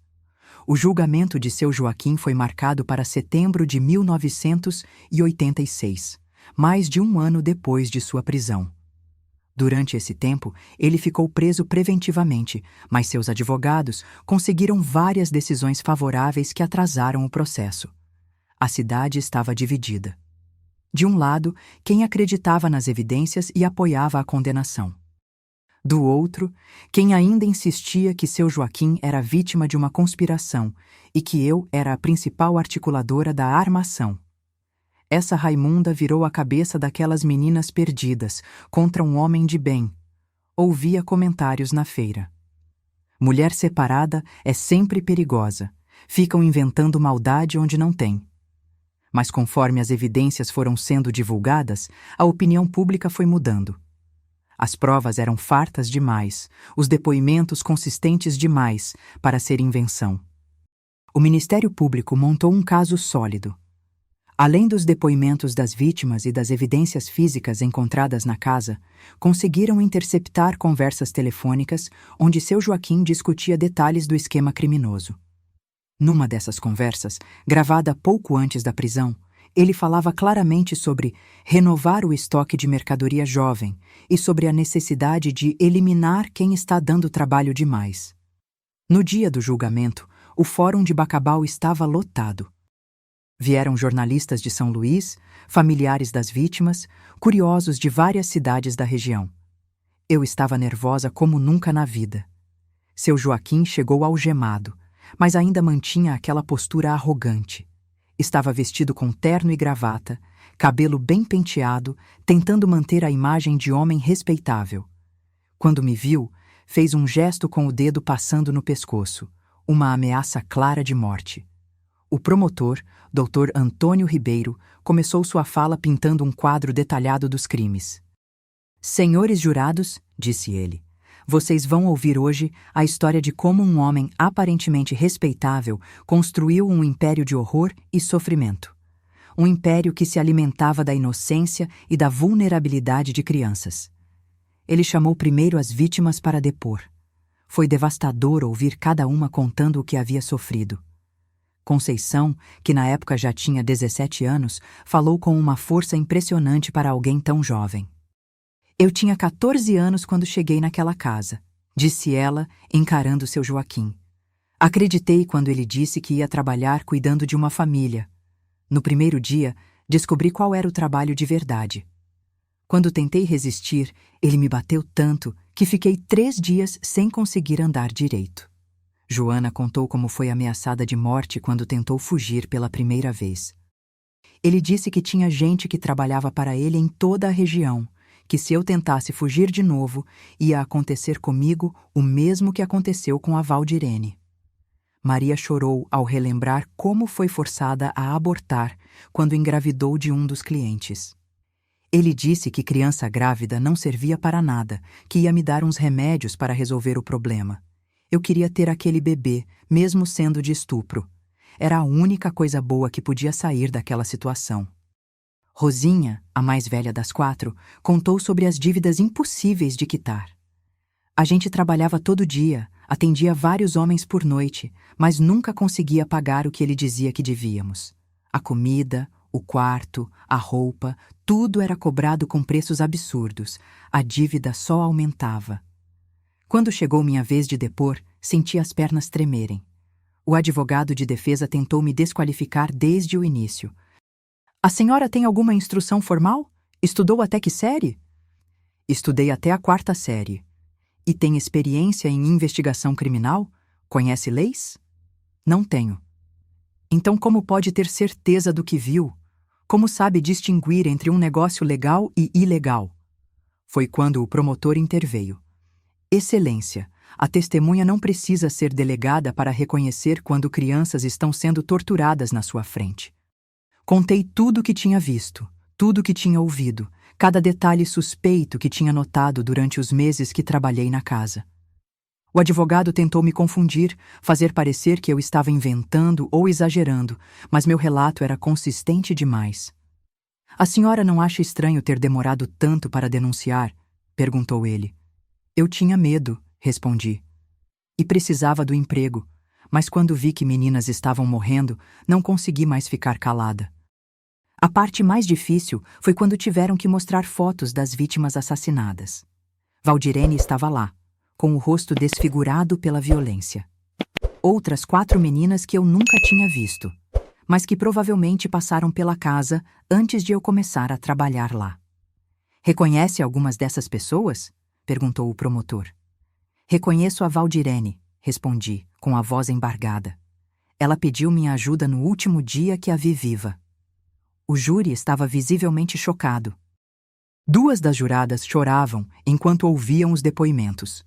O juiz-presidente precisou fazer várias pausas para manter a ordem na sala. A defesa tentou uma estratégia desesperada. Alegaram que seu Joaquim era apenas um intermediário, que as meninas já eram prostitutas quando chegaram à casa dele, que ele estava prestando um serviço social, dando abrigo para meninas em situação de rua.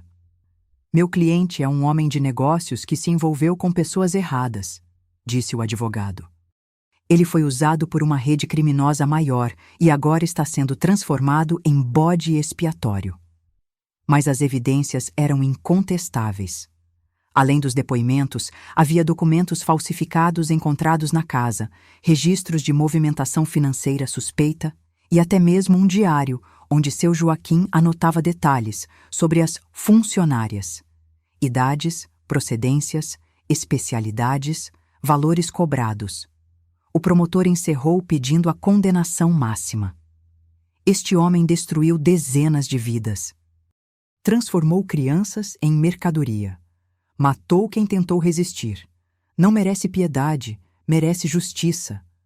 Quando o júri se retirou para deliberar, fiquei na maior tensão da minha vida. Sabia que se seu Joaquim fosse absolvido, minha vida não valeria nada. Ele tinha deixado claro que me considerava responsável por sua queda. 2 horas depois, o júri voltou com o veredito, culpado por todos os crimes. Tráfico de pessoas, estupro de vulnerável, formação de quadrilha, homicídio qualificado, falsificação de documentos. A sentença foi de 45 anos de prisão, sem direito à progressão de regime pelos primeiros 15 anos. Quando o juiz leu a sentença, seu Joaquim explodiu de raiva. Isso é uma farsa, gritou ele.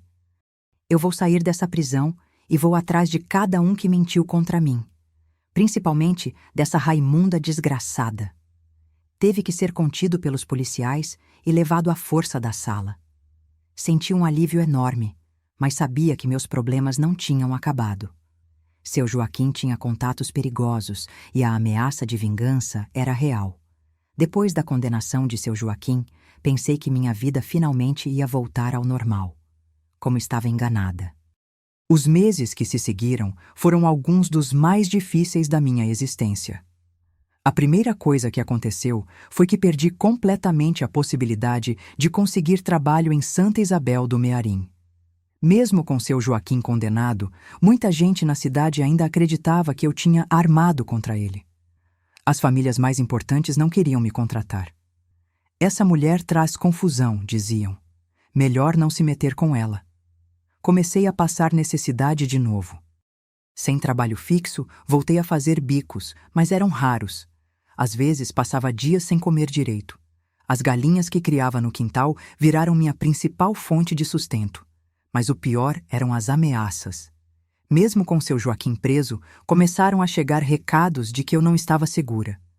Bilhetes anônimos embaixo da porta, pedras jogadas no telhado durante a madrugada, pessoas estranhas rondando minha casa. Uma noite, acordei com barulho no quintal.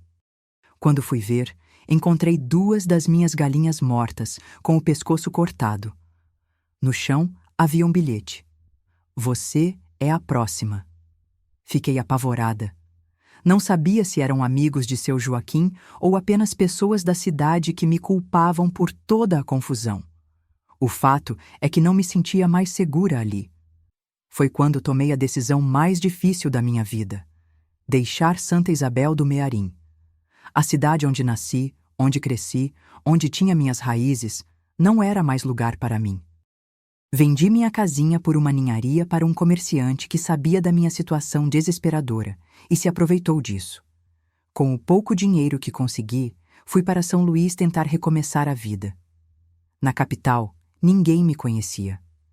Isso tinha lados bons e ruins. Por um lado, não sofria com os preconceitos e ameaças. Por outro, não tinha referências, não conhecia ninguém, estava completamente sozinha numa cidade grande. Consegui um trabalho numa casa de família no bairro do Renascença. A patroa, Dona Conceição, era uma senhora viúva que morava sozinha e precisava de alguém para cuidar da casa.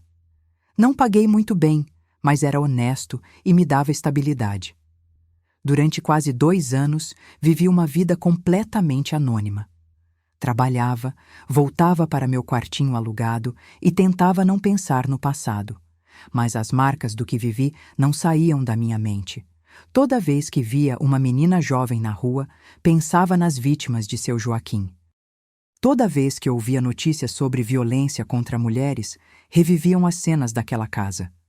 Toda vez que alguém falava sobre prostituição, lembrava dos gritos que escutava durante a madrugada. Foi numa manhã de 1988 que recebi uma notícia que mudou tudo.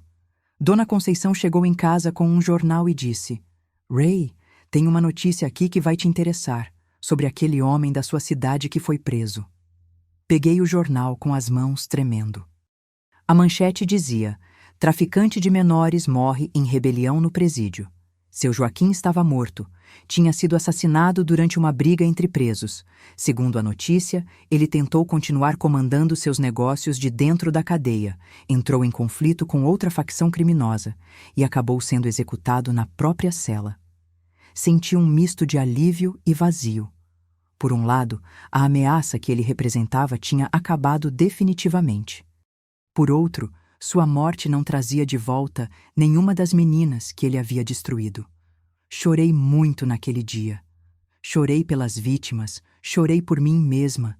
Chorei pela inocência que perdi ao descobrir que o mundo podia ser tão cruel. Mas também senti que um peso enorme tinha saído dos meus ombros. Pela primeira vez em anos, consegui dormir uma noite inteira sem pesadelos. Com a morte de seu Joaquim, decidi que era hora de tentar reconstruir minha vida de verdade. Não podia ficar para sempre se escondendo, vivendo no anonimato, com medo do próprio passado. O primeiro passo foi procurar as meninas que eu tinha ajudado a salvar.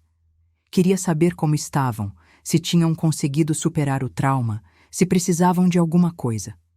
Consegui o endereço da Conceição através do Fórum de Bacabal. Ela estava morando em Teresina com a família, estudando no supletivo e trabalhando numa loja de roupas. Quando nos encontramos, foi muito emocionante. Ela tinha crescido, estava mais forte, mais confiante, mas ainda carregava cicatrizes visíveis do que passou. "Dona Ray", disse ela me abraçando, "a senhora salvou minha vida. Se não fosse pela senhora, eu estava morta igual às outras." "Como você está se sentindo, minha filha?" "Alguns dias são mais difíceis que outros. Ainda tenho pesadelos, ainda fico nervosa quando vejo homens que lembram os clientes daquela casa. Mas estou viva, estou com minha família, e isso já é muito." Ela me contou que estava fazendo terapia numa instituição que ajudava vítimas de violência sexual. No começo, era muito difícil falar sobre o que aconteceu, mas agora eu entendo que não foi culpa minha, que eu era uma criança e fui enganada. Conceição também me deu notícias das outras meninas. Joana tinha voltado para a família no interior do Piauí e estava ajudando o pai na roça. Maria estava estudando para ser técnica de enfermagem. Rosinha tinha se casado e estava esperando um bebê. "Todas nós conseguimos recomeçar", disse Conceição. "Foi difícil, mas conseguimos, e muito disso a gente deve à senhora." Ouvir isso me deu uma sensação de propósito que não sentia há muito tempo. Percebi que, mesmo tendo passado por tanto sofrimento, pelo menos algumas vidas tinham sido salvas através das minhas ações. Foi quando decidi que queria fazer mais. queria ajudar outras mulheres que estivessem passando por situações parecidas. Comecei a me voluntariar numa casa de apoio a mulheres vítimas de violência em São Luís. No início, só ajudava com serviços básicos: limpeza, cozinha, organização. Mas logo percebi que minha experiência podia ser útil de outras formas. Muitas das mulheres que chegavam ali tinham histórias parecidas com as das meninas que conheci na casa de seu Joaquim. Vinham de situações de abuso, exploração, tráfico, e muitas tinham dificuldade para confiar em qualquer pessoa. Eu entendo o que vocês passaram, dizia para elas. Eu vi de perto o que homens maus são capazes de fazer, mas também vi que é possível sair dessa situação e reconstruir a vida. Minha história começou a se espalhar entre as funcionárias e voluntárias da casa de apoio. Logo estava sendo chamada para dar depoimentos em eventos sobre direitos das mulheres, para participar de palestras sobre tráfico humano, para contar minha experiência em escolas e universidades. No início, era difícil falar sobre o assunto. Mexia com feridas que ainda não tinham cicatrizado completamente. Mas percebi que meu testemunho podia ajudar outras pessoas a reconhecer situações de perigo e a tomar atitudes. Mulheres, dizia eu nas palestras, prestem atenção nos sinais. Se alguma coisa parecer boa demais para ser verdade, desconfiem. Se alguém oferecer trabalho fácil com salário alto, investiguem. E se virem crianças ou jovens em situações estranhas, não fiquem caladas. Hoje, aos 72 anos, quando olho para trás e vejo tudo o que vivi, ainda fico impressionada com a capacidade humana para o bem e para o mal. Passei por uma experiência que poderia ter me destruído completamente, mas que também me ensinou lições que carrego para sempre. A primeira lição é que o mal muitas vezes se esconde atrás de uma fachada de respeitabilidade. Seu Joaquim não era um monstro óbvio. Era um homem educado, bem vestido, que ajudava a comunidade e inspirava confiança. Isso me ensinou a não julgar as pessoas apenas pela aparência ou pela reputação. A segunda lição é que nossa omissão pode ser tão prejudicial quanto nossa ação. Durante meses, vi sinais de que algo terrível estava acontecendo, mas escolhi ignorar porque era conveniente para mim. Precisava do emprego, do salário, da estabilidade. Essa comodidade custou o sofrimento de várias meninas inocentes. A terceira lição é que nunca é tarde demais para fazer a coisa certa. Mesmo tendo demorado para tomar uma atitude, quando finalmente agi, consegui salvar vidas. Se tivesse continuado me omitindo por medo ou conveniência, mais meninas teriam morrido. A quarta lição é que a coragem não é a ausência de medo, mas a ação apesar do medo. Eu estava apavorada quando decidi ajudar aquelas meninas a fugir. Sabia que estava arriscando minha própria vida. Mas o medo de que elas morressem foi maior que o medo de morrer. Nos últimos anos, tenho dedicado grande parte do meu tempo a trabalhar com vítimas de tráfico humano e exploração sexual. É uma causa que abraci não por escolha, mas por necessidade. Não consigo ficar indiferente quando sei que em algum lugar existem outras meninas passando pelo mesmo horror que presenciei. Através do meu trabalho voluntário, já ajudei dezenas de mulheres a reconstruir suas vidas. Algumas eram muito jovens, outras já eram adultas que tinham passado anos em cativeiro. Todas carregavam cicatrizes profundas, mas também uma força impressionante para seguir em frente. Uma das coisas que mais me impressiona é a capacidade de perdão que algumas dessas mulheres demonstram. Conheci meninas que, depois de anos de tortura e exploração, conseguiram perdoar seus algozes e seguir em frente sem amargura no coração. Eu confesso que ainda luto com essa questão do perdão. Até hoje sinto raiva quando penso em seu Joaquim e no que ele fez com aquelas crianças. Sei que o ódio me faz mal, que carrega uma energia negativa que me consome por dentro, mas ainda não consegui me libertar completamente desse sentimento. Talvez seja porque carrego uma culpa que nunca consegui resolver totalmente. A culpa de ter sido cúmplice, mesmo sem saber. A culpa de ter demorado tanto para agir. A culpa de ter sido burra e ingênua quando deveria ter sido mais esperta e desconfiada. Tem noites em que ainda acordo pensando na Valdirene, naqueles olhos desesperados pedindo ajuda no último dia em que a vi viva. Penso no que teria acontecido se eu tivesse agido mais cedo, se tivesse sido mais corajosa, se tivesse denunciado na primeira desconfiança. Será que mais meninas estariam vivas hoje? Será que Valdirene teria conseguido voltar para casa, estudar, se casar, ter filhos? Essas perguntas me atormentam e provavelmente vão me acompanhar até o final dos meus dias. Mas também aprendi que não posso viver eternamente no passado. O que foi feito não pode ser desfeito. O que posso fazer é usar minha experiência para evitar que outras tragédias aconteçam.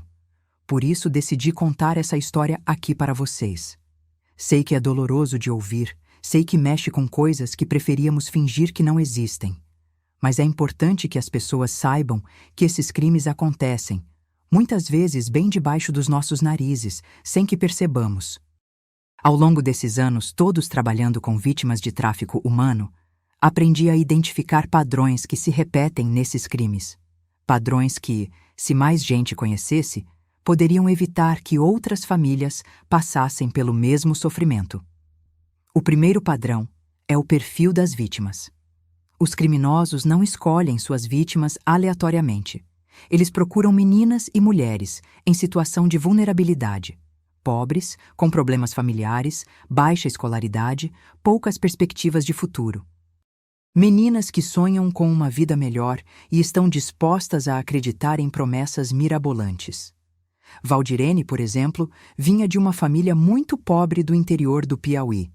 O pai era alcoólatra, a mãe trabalhava na roça para sustentar 7 filhos. Quando apareceu a oportunidade de trabalhar como doméstica numa família rica do Maranhão, ela viu uma chance de ajudar a família e construir um futuro melhor. O segundo padrão é o método de recrutamento. Os criminosos raramente abordam as vítimas de forma direta ou ameaçadora.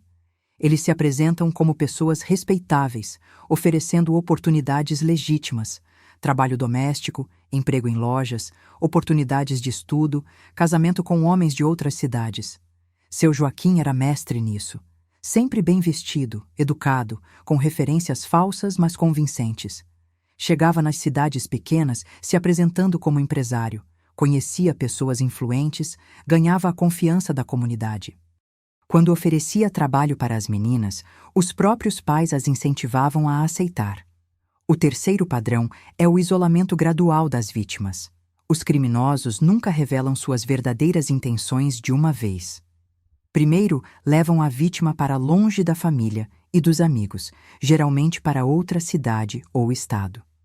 Depois, aos poucos, vão revelando a verdadeira natureza do trabalho e impondo as regras do cativeiro. Conceição me contou como foi esse processo no caso dela. No primeiro dia, seu Joaquim disse que eu ia cuidar da casa dele, que o trabalho era leve, que eu ganharia bem. No segundo dia, apareceu o primeiro homem e ele disse que eu tinha que ser simpática com os visitantes. No terceiro dia, quando tentei resistir, ele me bateu e explicou qual era a minha situação real. O quarto padrão é o sistema de dívidas.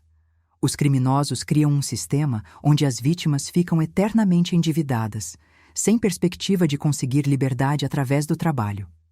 Eles cobram pela comida, pela roupa, pela moradia, pelos remédios, e sempre com preços superfaturados que tornam impossível quitar a dívida. A gente trabalhava todo dia, atendia vários homens por noite, mas a dívida só aumentava, me contou Rosinha. Ele dizia que um prato de comida custava 10 vezes o preço normal, que o quarto custava mais que um hotel de luxo. Era uma matemática que não fechava nunca. O quinto padrão é o uso da violência e do medo como instrumentos de controle. Os criminosos não mantêm as vítimas apenas através da força física. Eles criam um ambiente de terror psicológico onde as meninas sabem que qualquer tentativa de fuga ou resistência pode resultar em morte. A morte da Valdirene não foi um acidente ou um momento de descontrole. Foi um assassinato calculado para aterrorizar as outras meninas e deixar claro que tipo de destino aguardava quem tentasse resistir. Através do meu trabalho, também aprendi sobre os danos que esses crimes causam nas vítimas. Não são apenas os danos físicos, que já são horríveis. São principalmente os danos psicológicos, que muitas vezes demoram anos para cicatrizar, quando cicatrizam. Conheci mulheres que foram libertadas de redes de tráfico há décadas, mas ainda sofrem com depressão, ansiedade, síndrome do pânico, dificuldade para confiar em outras pessoas, problemas de relacionamento. O trauma da exploração sexual deixa marcas profundas na alma. Maria, uma das meninas que ajudei a fugir, me procurou há alguns anos para conversar. Ela estava casada, tinha 2 filhos, trabalhava como técnica de enfermagem, tinha uma vida estável e feliz, mas ainda enfrentava dificuldades. Dona Ray, disse ela, eu consegui reconstruir minha vida, mas tem coisas que não saem da minha cabeça. Às vezes, no meio da noite, acordo achando que ainda estou naquela casa. Às vezes, quando meu marido me toca, por um segundo, eu revivo aqueles momentos horríveis. É por isso que o trabalho de recuperação das vítimas é tão importante quanto o trabalho de combate aos criminosos. Não basta libertar essas mulheres. É preciso ajudá-las a reconstruir suas vidas, a lidar com o trauma, a recuperar a autoestima e a confiança. Infelizmente, mesmo depois de todos esses anos, o tráfico de pessoas para exploração sexual continua sendo um problema grave no Brasil. As redes se tornaram mais sofisticadas, usam tecnologia moderna para recrutar vítimas e evitar a polícia, mas os métodos básicos continuam os mesmos. Hoje em dia, muito do recrutamento acontece através da internet. Os criminosos criam perfis falsos em redes sociais, identificam meninas vulneráveis e fazem o primeiro contato online. Oferecem oportunidades de trabalho, estudos ou até mesmo relacionamentos amorosos para atrair as vítimas. Uma coisa que me preocupa muito é como as pessoas ainda são ingênuas em relação a esses crimes. Muita gente acha que tráfico humano é coisa que só acontece em filmes, que no Brasil não existe, que é exagero da mídia. Essa ignorância facilita o trabalho dos criminosos. Semana passada, numa palestra que dei numa escola, uma professora me disse: Dona Ray, não acha que a senhora está exagerando? Essas coisas não acontecem aqui na nossa cidade. Era exatamente o que eu pensava sobre Santa Isabel do Mearim, antes de descobrir a verdade sobre seu Joaquim. O que as pessoas não entendem é que esses crimes podem acontecer em qualquer lugar. Cidades pequenas, grandes, ricas, pobres. Os criminosos se adaptam ao ambiente onde estão operando. Numa cidade pequena como Santa Isabel, usam a fachada de respeitabilidade. Numa cidade grande, se escondem no anonimato das multidões. Também me preocupa a romantização da prostituição que vejo acontecer hoje em dia. Muita gente defende que prostituição é apenas um trabalho como qualquer outro, que mulheres deveriam ter o direito de escolher se prostituir. Mas o que eu vi na prática é que a grande maioria das mulheres na prostituição não estão lá por escolha livre e consciente. Estão lá por necessidade, por falta de opção, por coerção, por chantagem, por vício em drogas, por 1000 circunstâncias que limitam drasticamente sua capacidade de escolha real. E mesmo aquelas que dizem estar lá por vontade própria, quantas vezes essa vontade não foi construída através de anos de abuso, violência e condicionamento? Não estou aqui para julgar ninguém. Cada pessoa tem sua história, suas circunstâncias, suas razões. Mas como alguém que viu de perto a realidade da exploração sexual, não consigo aceitar que normalizemos algo que na prática é quase sempre um sistema de opressão e violência contra mulheres. Uma das coisas que mais me indigna é a impunidade que ainda existe em relação a esses crimes. Seu Joaquim foi preso e condenado, mas quantos outros como ele continuam operando livremente? Quantos homens poderosos continuam comprando crianças para satisfazer seus desejos doentios, sem nunca serem incomodados pela justiça? Durante o julgamento de seu Joaquim, foram revelados nomes de vários clientes importantes, empresários, políticos, profissionais liberais.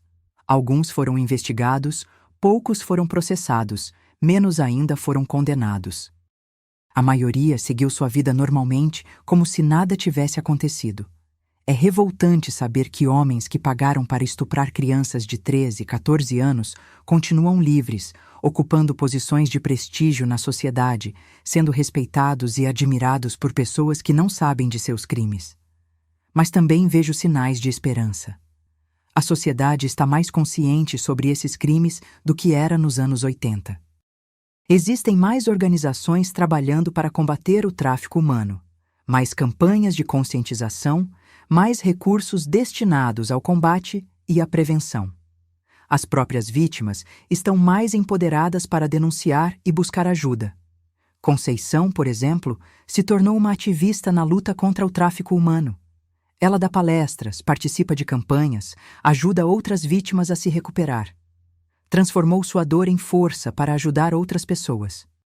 Donna Ray, disse ela para mim recentemente, eu aprendi que não posso mudar o que aconteceu comigo, mas posso usar minha experiência para evitar que aconteça com outras meninas. É minha forma de dar sentido ao sofrimento que passei. Nesse momento da minha vida, eu realmente não sabia se conseguiria seguir em frente. A incerteza era minha única companhia constante. Vocês já sentiram esse medo do desconhecido? Deixe seu coração nos comentários se esse relato está tocando você. Hoje, quando olho para trás e vejo toda essa jornada, percebo que cada experiência dolorosa que vivi teve um propósito.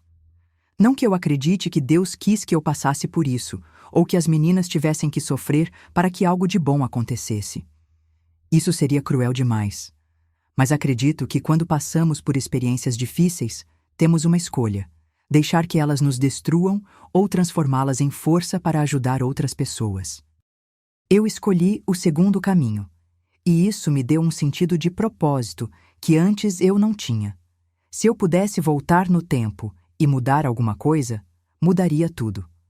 Teria sido mais desconfiada desde o início, teria investigado melhor antes de aceitar o emprego, teria agido mais rapidamente quando comecei a suspeitar. Talvez assim mais vidas tivessem sido poupadas, mas não posso voltar no tempo. O que posso fazer é usar o que aprendi para orientar outras pessoas, para que não cometam os mesmos erros que cometi, para que reconheçam os sinais de perigo que eu demorei tanto para enxergar.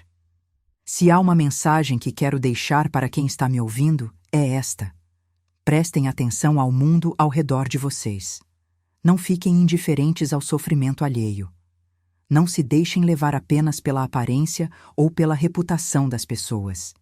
E, principalmente, não fiquem calados quando presenciarem injustiças. Eu fiquei calada durante meses, e isso custou vidas. Se tivesse denunciado na primeira suspeita, talvez Valdirene ainda estivesse viva. Talvez outras meninas não tivessem sido sequestradas. Talvez o sofrimento de muitas famílias tivesse sido evitado. Claro que entendo os motivos pelos quais as pessoas se calam: medo, necessidade, conveniência, incredulidade. Eu passei por todos esses sentimentos, mas aprendi que nossa omissão pode ter consequências terríveis para outras pessoas. Não estou dizendo que todo mundo tem que virar herói ou se colocar em risco desnecessário, mas estou dizendo que podemos fazer pequenas ações que fazem diferença.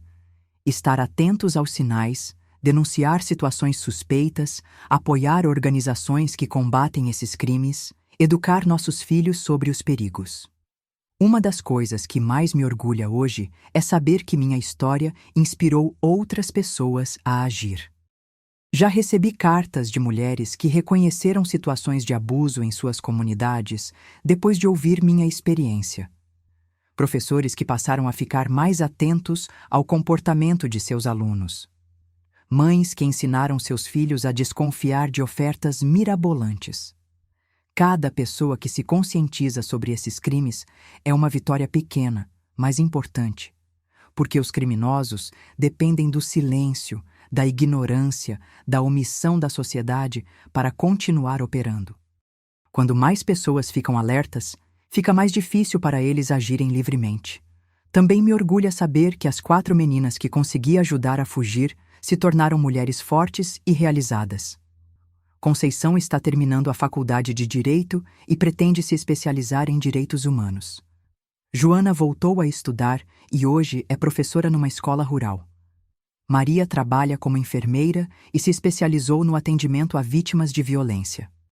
Rosinha tem 3 filhos e dedica parte do seu tempo a trabalhar com jovens em situação de risco. Todas elas conseguiram transformar a dor em força, o trauma em propósito.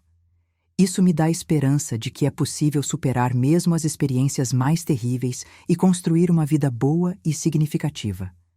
Mas não posso terminar essa história sem falar das que não conseguimos salvar.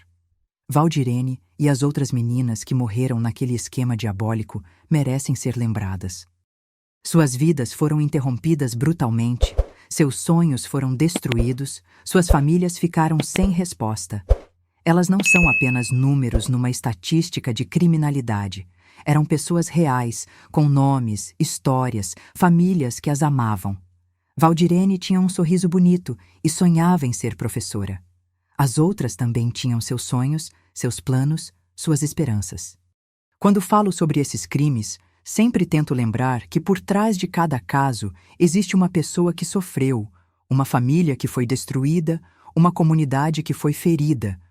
Não são apenas notícias abstratas que vemos na televisão ou lemos no jornal. Meus queridos que chegaram até aqui comigo nessa jornada dolorosa, quero agradecer por terem tido paciência de ouvir essa história até o final. Sei que não foi fácil, sei que mexeu com sentimentos que talvez vocês preferissem não sentir. Mas acredito que é importante que essas histórias sejam contadas.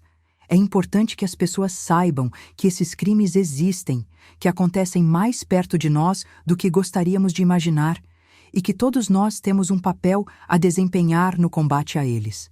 Se vocês tirarem apenas uma lição dessa minha experiência, que seja esta: não fiquem indiferentes ao sofrimento ao redor de vocês. Prestem atenção aos sinais. Desconfiem de ofertas boas demais para ser verdade. E, principalmente, não fiquem calados quando suspeitem que alguém está sendo prejudicado. Não precisam ser heróis, não precisam se colocar em perigo, mas podem fazer a diferença através de pequenas ações. Uma denúncia anônima, uma conversa com alguém de confiança, um telefonema para autoridades competentes. As mães que estão me ouvindo, conversem com suas filhas sobre esses perigos. Ensinem elas a desconfiar de estranhos que oferecem oportunidades mirabolantes.